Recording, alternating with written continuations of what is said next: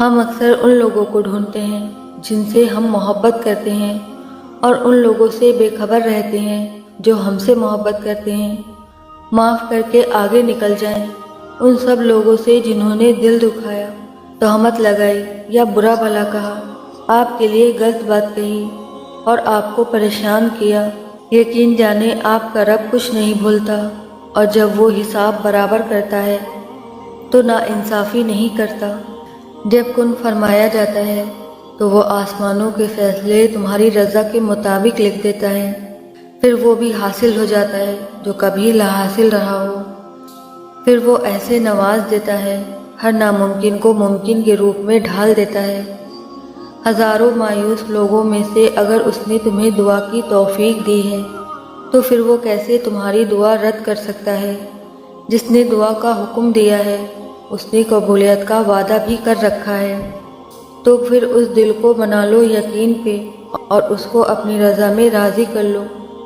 نصیب لکھنے والا جب اللہ ہے پھر لوگوں کا اور دنیا کا ڈر کیسا؟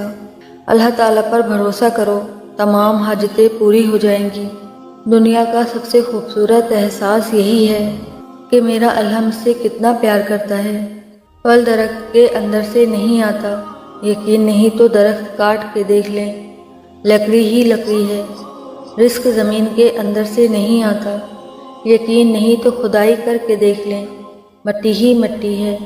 یہ سب تو اللہ کے حکم سے آتا ہے، چاہے زمین سے نکالے یا آسمان سے اتارے۔ انسان ہر شے کے بغیر رہ سکتا ہے مگر اللہ کی محبت کے بغیر نہیں رہ سکتا۔ کسی کو ذلیل کرنے سے پہلے خود ذلیل ہونے کے لیے تیار رہیں، کیونکہ اللہ کا ترازو صرف انصاف تولتا ہے۔ رسول اللہ صلی اللہ تعالیٰ علیہ وسلم نے فرمایا، اگر تم اللہ پر اس طرح بھروسہ کرو جیسے اس پر بھروسہ کرنے کا حق ہے تو وہ تمہیں اس طرح رزق دے گا جیسے پرندوں کو دیتا ہے۔ جب انسان اللہ کی پکڑ کو بھول جاتا ہے تو اس کا دل سخت ہو جاتا ہے، اور سخت دل اللہ کے غضب کی نشانی ہے۔ صبر سیکھ لیں، اللہ سب جانتا ہے۔ وہ جانتا ہے کہ آپ کب کب اور کن حالات سے گزرے ہیں۔ یقین کریں وقت بدل جائے گا، کیونکہ تبدیلی کائنات کا اصول ہے۔ کچھ راتیں اس لیے بھی نیند سے خالی رہتی ہیں کیونکہ اللہ چاہتا ہے میرا بندہ مجھ سے باتیں کرے۔ وہ تو خالق ہے جو کہانی کو بدلنے میں دیر نہیں کرتا۔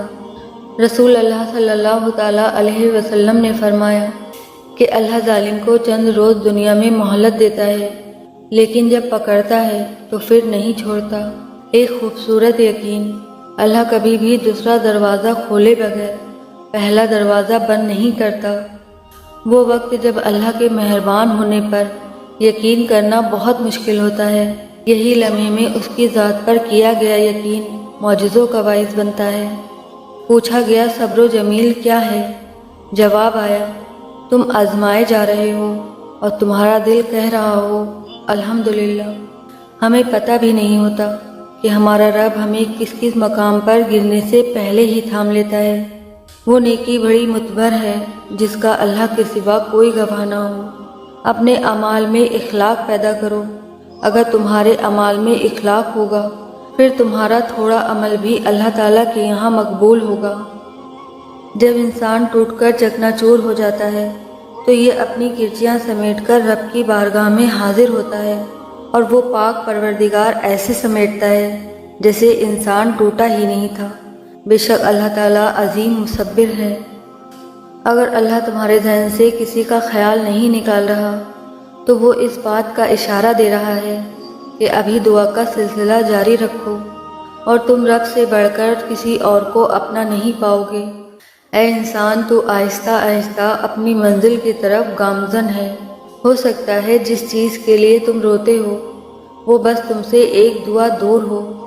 مانگنے کا حق اس نے تمہیں دیا ہے جب اس نے سورہ ال-عمران میں فرما دیا ہے کہ دعا پہاڑوں کو بھی ان کی جگہ سے سرکا سکتی ہے، تو قبولیت کا شک تو بنتا ہی نہیں۔